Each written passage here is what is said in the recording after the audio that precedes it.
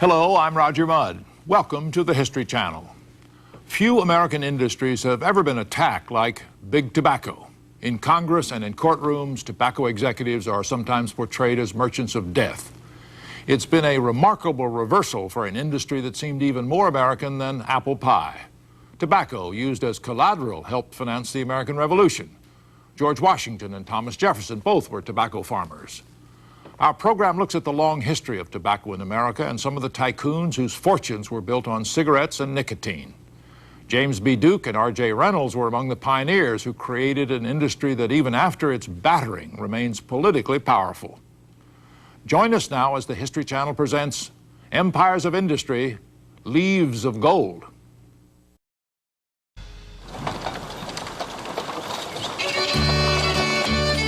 In 1865, a poor tobacco farmer named Washington Duke hitched two blind mules to a patched-up wagon and traveled throughout war-ravaged eastern North Carolina.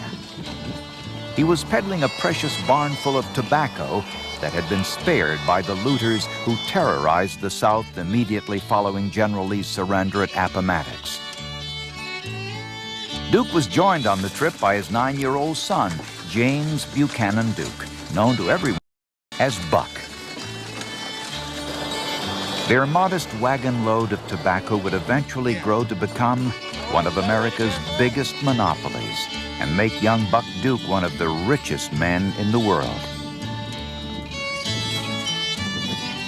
It would not be the first time a small amount of tobacco led to bigger things.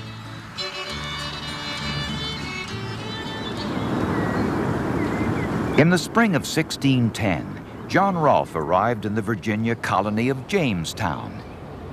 The young Englishman found the fledgling colony, established only 3 years earlier, on the brink of collapse. Jamestown had been established by a private company, really, not by a government, but by a private company that had set up the colony in order to generate profits for its shareholders. The early attempts to produce things in Virginia other than tobacco were failures. The colony continued to just soak up money from the investors without yielding any gain. The harsh winter of 1609 had been a period of famine known as the Starving Time. When Rolfe arrived that spring, only 60 colonists out of 500 had survived. Luckily for the survivors, Rolfe brought with him seeds that would be the savior of the Jamestown colony, tobacco seeds. Brought over from the West Indies, the seeds were used to grow a popular Spanish variety of tobacco. When mixed with the rich Virginia soil, they produced a new American tobacco that rivaled the Spanish product. That sort of got the colony surviving. But it never really became economically successful until the 1620s and 30s, when they started planting massive amounts of tobacco for harvesting and shipping back to Europe, where the demand and the price were very high. So tobacco is inextricably linked with why Virginia became economically successful and why certain Virginians became very wealthy. By 1620, 40,000 pounds a year were being shipped back to England. But well through the 1700s and even into the early 1800s, it was hardly what could be considered an industry. Tobacco was grown and harvested on small farms, many less than 5 acres. It was back-breaking work. Tobacco is a very labor-intensive crop. It takes a lot of work to plant it, to hoe it, to keep the weeds out, to what's called sucker it. We have to pinch off the little leaves at the bottom so they don't sap the energy of the plant. You want the largest leaves to grow as quickly and as large as possible. The harvesting, the curing, the cutting, all that, very labor intensive. After harvesting, the tobacco had to be dried in a barn and then carefully sorted and hand-cut before being ready for market. An abundant and inexpensive labor source was essential for a profitable crop.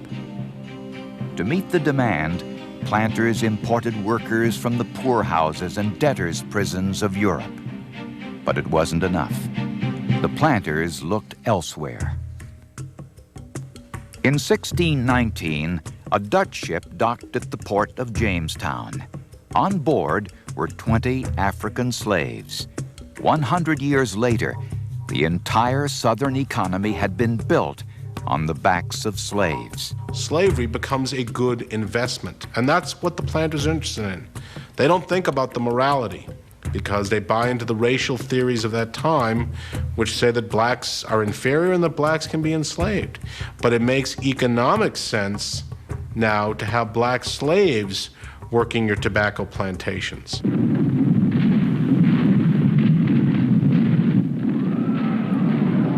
The Civil War freed the slaves and left the tobacco-growing regions of the South in ruins, farms looted and burned, many of the farmers killed during the 4-year struggle. The tobacco industry was all but destroyed. It was into this environment that Washington Duke and his son Buck peddled their wagon load of tobacco. They sold enough the first year to build a small factory on their farm. Little more than a barn, the small operation could process a meager 400 pounds of tobacco a day. Washington Duke was a very independent-minded man. Made the decision that there was more of a future for him in manufacturing tobacco and peddling it than in trying only to grow it. By using profits to hire extra hands and buy raw leaf from neighboring farmers, output grew to 125,000 pounds a year by 1872. Buck, now 14, was his father's right-hand man. He learned a lot of just a strong work ethic from his father. His father only had 6 months of education, grew up on a farm, was also quoted as having said that he was educated behind the plow handle. So he was very proud to be a farmer, and I think this really had a strong influence on all of the family, but particularly the youngest son. In 1873, Washington Duke moved his factory off the farm and into Durham, North Carolina. Buck, now 17, persuaded his father to send him to a business school for a 6-week course. The accounting and bookkeeping he learned would be his only formal business training. Upon completing the course, Washington Duke made Buck a full partner in the family business. It was a wise decision, for in the years ahead, Buck would mastermind a move that would make the Dukes the biggest tobacco company, not just in Durham, but in the entire world. Yes, for smoking that you're bound to like, you just can't beat a lucky strike.